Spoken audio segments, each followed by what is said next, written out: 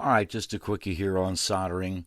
I've had some questions. As far as the iron goes, I'm not going to get into this debate. We could debate what the best screwdriver is, but I do know one thing. I don't need a 100-watt iron or any crazy big iron to get the job done. This is just a Weller Red 40-watt iron. I've got the station set around 3.5, 3/4, and that's usually about as hot as I ever get. But these are inexpensive stations. You can spend a whole lot of money on other stations. I can just tell you I've only built 100 chassis or such with stations just like this. The key is having adjustability. So I have it adjusted there. This is my flux. Stay clean. Some people, it works for me. Lucky Bob's is a good brand. We could argue that brand too all day long, but it doesn't matter. This works, and I have just a little applicator bottle right there. So that's what I'm going to use. Now we'll get to the bracket.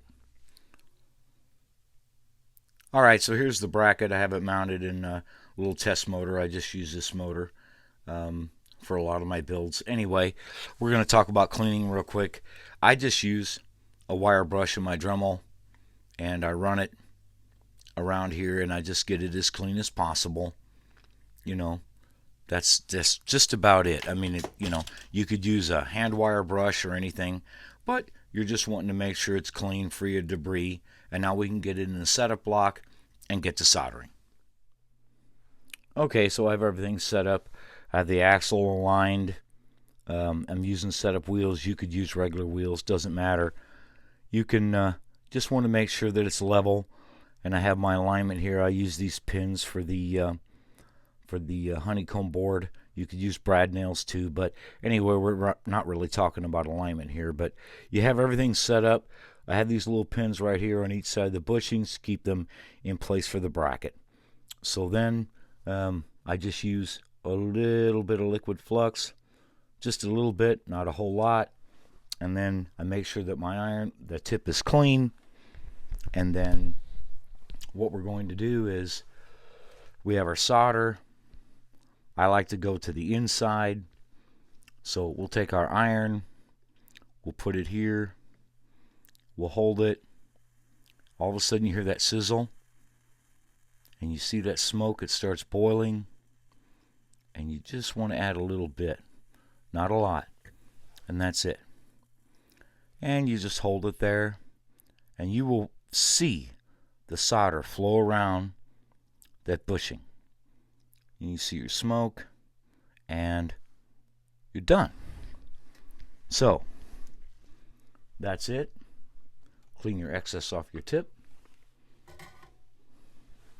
and there you have it. Okay, so in the end, you have both of them in there. You can see the solder flow all the way around on the outside. I've cleaned this one up with a wire brush to try to show you, but nice and smooth. That's exactly what you want.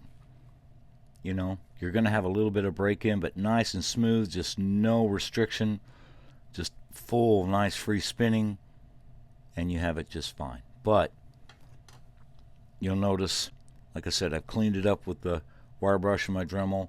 You can just see the solder. You can see it all the way around. It'll flow. It'll follow that flux, and it'll go all the way around. You can see it from the inside, and you'll notice here a little bit of extra, that drip down because I got a little heavy-handed. So what? Just clean it up. I'm not perfect either. But anyway, I hope this helps you guys out there, especially Chuck out there who was asking. So, like I said, this is the method for, using the bushings in the bracket. I like the tube method better, but just in case this is what you wanted to do, it's pretty easy. You don't have any real issue of the solder sticking to your axle. Just take your time. Everything it just takes a little bit of practice. If you mess up, then try it again. Remember, if you heat it up, it gets stuck. Heat it up again, unstuck it, as they say. Anyway, hope this helps you guys.